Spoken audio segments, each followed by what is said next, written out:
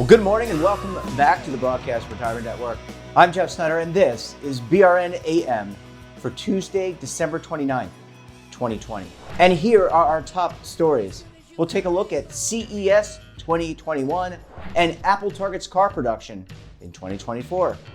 Joining me now to discuss this and a lot more is Daniel Klein. He's lead advisor and executive producer for 7 Investing. Dan, great to see you as always this morning. Thanks so much for joining us.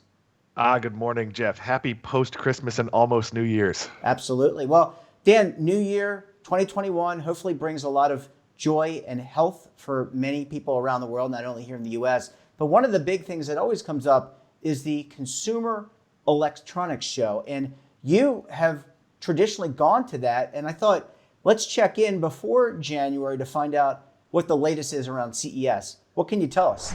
Yeah, so I had my rooms booked for this year, and of course, this might be the thing I was planning on doing that I've known was canceled the longest because they canceled very early. And here's what's been happening at CES for the past few years. Everybody tries to show you the next big thing, and here's the reality. There hasn't been a next big thing. If you remember, maybe 6 or 7 years ago was 3D television. That was all the rage, and that never happened. It just wasn't something consumers wanted. For the past couple of years, it's been, let's call it automated stuff. So like a refrigerator that tells you when your eggs are bad. And the problem with these things is that's a minor convenience. It's nice. Would you pay an extra $10 on your fridge for that? Sure. Would you pay an extra $1,500 for it? No. And even when you throw in a smart screen, well, I could buy a Kindle for $60. Why do I need my refrigerator to have a smart screen? And that's been the problem with a lot of the CES innovation, and that's what we're seeing this year. So TVs have gotten bigger. I just bought, you can't see it, but it's right over there. I just bought a $400 or a sub $400 65-inch television for our house near Disney, and it's gigantic. The percentage of TVs that are big that are selling has gone up a lot. And every year they come out and they say, well, here are better screens. This year there's going to be 8K. Well, here's the thing, Jeff. Do you really notice the difference on 4K? I buy the biggest screen I can with okay sound for the cheapest amount of money. That's my goal with the television. I think that's most people's goal with the television. So this idea that, of course, the guy that bought Blu-rays and laser discs back in the day, he might care about an 8K TV and he'll show you some movie and you'll notice how like some detail is different. I could care less. If the football players aren't blurry, the TV is good enough. And that's a lot of what you're going to see at CES. Most of what's shown at CES is more incremental. Hey, it's a faster charger. I think you're going to see a lot of MagSafe devices to go with your new iPhones. It's not some overwhelming technology. And I'll say, in years when there have been, oh my God, this is the next big thing. Jeff, could you 3D printer me a mug? No, you can't, because you never bought a 3D printer, because most people didn't, because it stayed a gimmick. Now, I actually still have high hopes for 3D printers. I think they're going to be in Amazon trucks. They're going to do things like print the broken part for your car or your washing machine that previously you would have had to wait 3 months for. You might see them in gaming stores where they can print things like special edition miniatures, but you're not going to see them in your house because it's not cost effective to print yourself a mug when you know what, every store sells really cheap mugs. So all these next big things have really not gone anywhere. And Dan, and you bring up a good point. And first, let me ask you, you can't go to CES, but can you go there virtually? I'm assuming they're going to do what every other major conference is doing, which is bring people in virtually to stay connected. What's the game plan? Yeah, CES is not open to the public, but much of it will be covered by sites like CNET. And what happens is they're going to have virtual press conferences, and a lot of CES is about education. What I did most years is I would spend 1 or 2 days on the show floor, more for personal fun and to get some cool pictures. You go to like the massage chair land for a couple hours. That'd be a good time. But for the most part, a lot of CES is actually the behind-the-scenes education. So there might be seminars like, what's the future of streaming television? And it might be someone from like a backstage company, from Netflix, from Apple, and you get really, really good content. The chairman of the FCC usually speaks. That's not the case this year because he's resigned. But you get a lot of big-name keynotes. You get a lot of events, and a lot of that will be online. I'll say, Jeff, I haven't gone to any virtual conferences. I find it depressing. The reason I go to conferences is to see people, to interact, to get to interview executives who wouldn't talk to me the rest of the year, and frankly, to catch up with industry friends. I'm not going to a virtual press conference. I'll read about it after the fact. If it was my job, I'd absolutely do it. But I think this is going to be a much less hype CES than you normally get, where, I would do a show. I'd do a ton of media, frankly, the week after, being like, what did I see? What are the exciting things? Are we all getting robots? And this year, I just don't see that we're going to get that media cycle. Hopefully, starting April, May, we'll start to see trade shows pick up, especially as more people get vaccinated. And certainly there's been some good news on that front. And Dan, so I want to ask you about two things. One is gaming. That seems to be a big part of CES. And, you've talked on the podcast at least about Xbox and PlayStation. The other is, you mentioned streaming. What might we see if we were to tune in on both of those fronts? Yeah, so gaming actually spun off from CES a number of years ago. So Sony and Microsoft and all the game companies used to be at CES. Now they go to E3. But what happens is there's like a shadow show. When there's a traditional show, Microsoft won't exhibit because it's very expensive to exhibit at all these shows. What they'll do is they might take like a floor in a hotel. And if you want to go see like the HoloLens and the latest Xbox and they'll be like sort of media invites. The problem with that is you got to pick and choose because it's a pretty hefty time commitment. And normally to get from downtown, to get from where the convention center is in Vegas to the Strip might be like a 10-15 minute ride.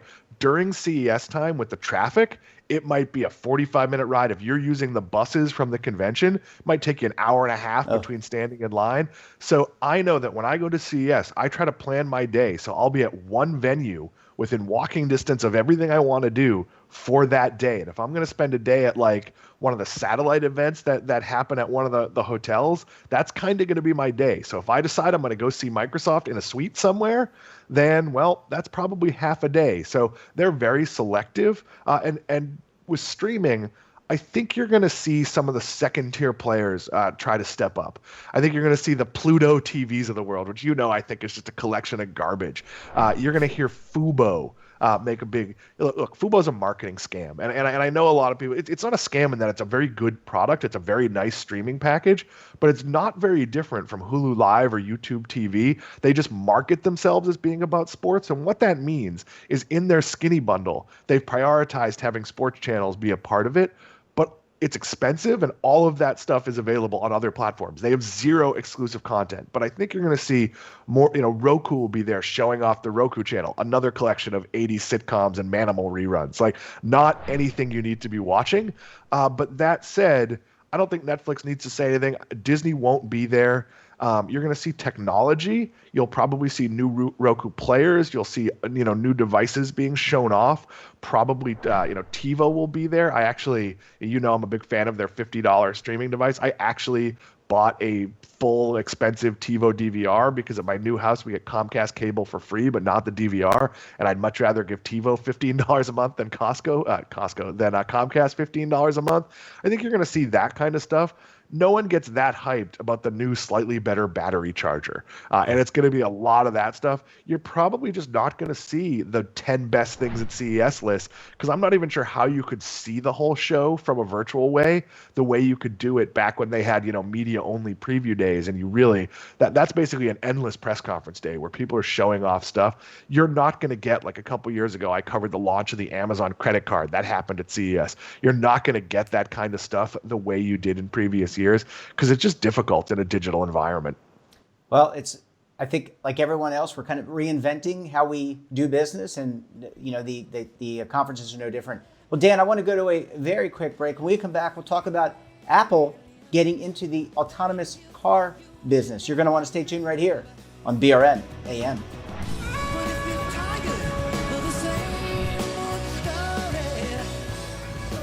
Imagine a new television network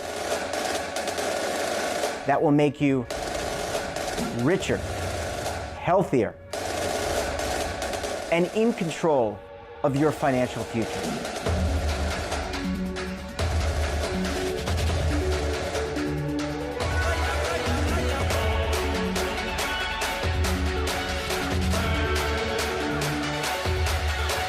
This network is for the policewoman in Nashville, Tennessee, the baker in Dubuque, Iowa, the teacher in Lexington, Kentucky. We want to make the idea of savings and retirement culturally relevant. But what do you see as a defining issue of the midterms? Especially for the smaller businesses. I mean, they are the lifeblood of the American economy.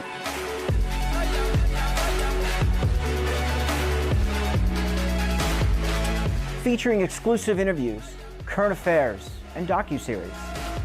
33 years old, you retired early. The philosophy is money only matters if it helps you live a life that you love. But you got to start thinking about retirement as soon as you get in.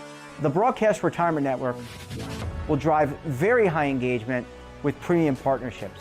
So this isn't retirement and savings for your parents or grandparents. This is for all Americans. And we're going to change the way you think about money.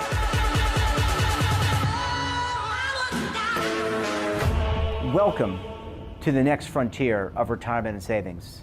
This is BRN, the Broadcast Retirement Network. Hi folks, Joe Namath here, and if you're on Medicare, this is important. You're now entitled to eliminate co-pays and get dental care, dentures, eyeglasses, prescription coverage, in-home aids, unlimited transportation, and home-delivered meals, all at no additional cost. Plus, your zip code may have coverage with the Give Back benefit that adds money back to your Social Security check every month. Look, with the uncertainty of the virus and vaccines, you need to get everything you're entitled to. Here's the bottom line. Call to get significant benefits at no additional cost and see if your zip code has coverage with the Give Back benefit. Millions of people have trusted the Medicare Coverage Helpline. You can too. Call now. It's free. Call 1-800-924-3920. That's 1-800-924-3920. Welcome back. We're talking to Dan Klein of 7 Investing. Dan, thanks so much for staying with us again this morning. Oh, where else do I have to be? We've pushed Christmas to June, so there's no Christmas shopping to do. So I am at your service here. Well, we appreciate it. And very interesting conversation on CES. I wanted to ask you about Apple. Apple Computer, or not Apple Computer, they're just called Apple now. They're in the streaming business, they're in the phone business, they're in the watch business.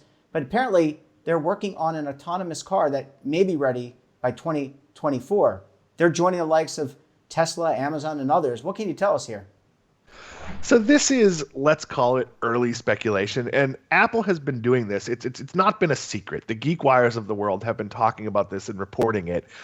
They hired up a bunch of auto execs. It's hard to, you can't run a job ad looking for an auto exec when you're Apple and have it be a big secret. So people knew this was going on. I'm surprised they said 2024, because here's where autonomous driving is going to be in 2024. It's going to be at places like Disney World, college campuses, closed loop corporate environments. So you look at like a Microsoft or an Apple or an Amazon, which have a giant campus and might have multiple locations. That's where you're going to see autonomous vehicles where it can be very much controlled. You're not going to see, and I'd love to see it. You're not going to see me hop into my car in West Palm Beach and have it drive me to my house in Orlando. That'd be great. There'd be a lot of things I could be doing during that 3-hour ride. But I think Apple's making some noise here, and I don't really know what the reason for it is. They might want to be starting some conversations. We've talked a lot at 7 Investing about maybe Tesla buys Volkswagen. Maybe Apple buys Volkswagen. That would be out of character for Apple, but it might make sense if they have something that's going to work on that transportation and corporate side to buy a public-facing side, to buy a dealer network, all the things. Because, look, do I think 10 years from now we're largely going to be driving electric vehicles? Yes. Do I think driver assist will be a much bigger thing? Absolutely. Do I think we might have some autonomous roads? Like, for example, to get here, I drive mostly on the Florida Turnpike, which is a straight road that's 2 lanes on both sides. That would be a really easy road to control. There's very few exits. There's a couple of rest stops and, an exit every 50 miles. That's where we're going to see autonomous driving 10 years from now. I don't think we're going to see it 3 or 4 years from now. So this is Apple putting a toe in the water. It's them announcing their intentions. But I wouldn't take it to mean much. Right now, I wouldn't be bidding up Apple as the next Tesla, because you have no idea. Is this going to be an Apple branded product? Is this going to be Apple licensing technology? We don't fully know. And I don't think Apple fully knows. When you're saying, here's what I'm going to be doing in 2024, that leaves you a lot of wiggle room. Yeah. Look, I don't even know what I'm doing next week, so I don't know how Apple could say exactly what they're going to do in 2024. But Dan, where are we in general with the state of autonomous cars? I mean, are we avoiding accidents? Are we avoiding hitting people, hitting Yeah. benches, light stands, etc.? So I'm not sure I should say this out loud, but my uncle has a Tesla, and it's driven him from the Baltimore area to Florida. And the self-driving works. Yeah, it's not you're not supposed to just let it fully drive you. You're supposed to be paying attention, but it does work. The Google tests work. Here is the problem, and it's a significant problem. Let's say there's 8 accidents for every 1,000 trips in a regular car. The tolerable number for autonomous accidents is still 0. It doesn't matter if you cut it to 2 and you go, wow, there used to be 8, now there's 2. That is not the tolerance for computers. So it's the same with planes. 100% we could have autonomous planes with one pilot babysitting for emergencies. The reality is we still have 2 pilots. We are probably never going to fully trust autonomous planes because of the nature of what happens when they go wrong. So what they're going to have to figure out with autonomous vehicles is how to get it to 0. And that's almost, if not impossible, until all vehicles are autonomous, because there is no variable that can account for the guy who, he's not just drunk, he's also high, and his behavior is beyond any ridiculousness you could predict. That sounds extreme, but that could happen. So again, autonomous vehicles, highways would be more logically autonomous than local roads. Closed loop roads, like again, the Florida Turnpike goes from Miami to the end of the state, and there's reasonable traffic on it. It'd be pretty simple to say, okay, space people this far apart, here's the deal. But that road also gets hit by a lot of water, so maybe it can't be autonomous when it rains. We're gonna see it, but it's not going to be like a flip the switch kind of thing. And it's not going to be a Jeff opts to have an autonomous car and Dan opts to have a self-driving car on the same roads. I don't think it's going to work that way. Again, just a guess, but New York City, where both of us used to live, New York City might close itself to cars except for self-driving and autonomous cars. That would make a ton of sense in a city that was not built for cars, that's unbelievably congested, to just say, hey, there are some truck lanes for deliveries and cabs and all that are going to be autonomous. I would not want to have a cab medallion at the moment. That is a decreasing value item. Well, certainly with Uber and Lyft and the other services, I would agree. Dan, last question. How worried are you, or how worried should we be, after this big hack that we talked about last week on the network and how it related to not only government agencies, but financial institutions and what you need to do to protect yourself? There are vulnerabilities, and there will continue to be vulnerabilities. And so you're not only worried about the algorithm and the artificial intelligence that is doing the driving, but look, there are bad actors, and those bad actors are finding their ways in the systems. And no system, no matter how well you build it, no matter how well you resource it in terms of people, is going to be 100% foolproof. So is that a danger for this type of technology? It is and it isn't. It's a danger the way that somebody cutting your brake lines is a danger now. It's possible and it happens. I don't think, because look, if you were a terrorist, I don't want to give terrorists ideas, but a lot easier to blow up a bus than a plane, but it doesn't make the same statement. So you don't see it happen. I do think there are some vulnerabilities, but do I trust Tesla and Google running this way more than I trust, say, the U.S. transportation people? Yeah, but I do think there needs to be standards. And as a nation, the branch of the military we need isn't a space force.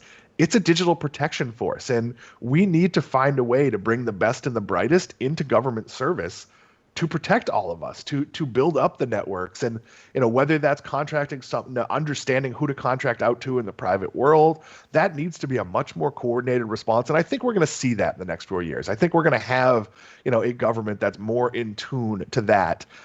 Certainly not the highest level understanding the technology, but hiring the right people, because these types of vulnerabilities need to be dealt with from the beginning. That being said, you can hack planes too, and we haven't seen that happen. Yeah. Well, it's going to be interesting to see. I really, it inspires me when a company like Apple gets into the auto business and in other businesses. Love to see that. Dan, always a pleasure with you, talking with you as always, and want to wish you and your family a happy New Year. We look forward to having you back right after the New Year to talk more about tech and gosh knows what else. Have a great New Year, my friend.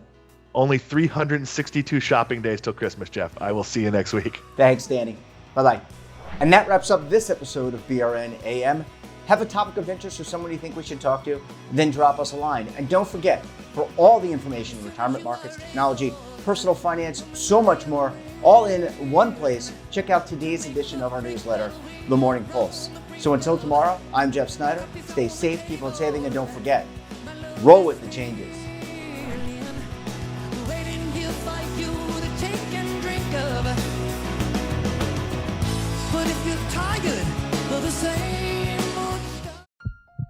Are you being audited and do you owe the IRS $10,000 or more in back taxes?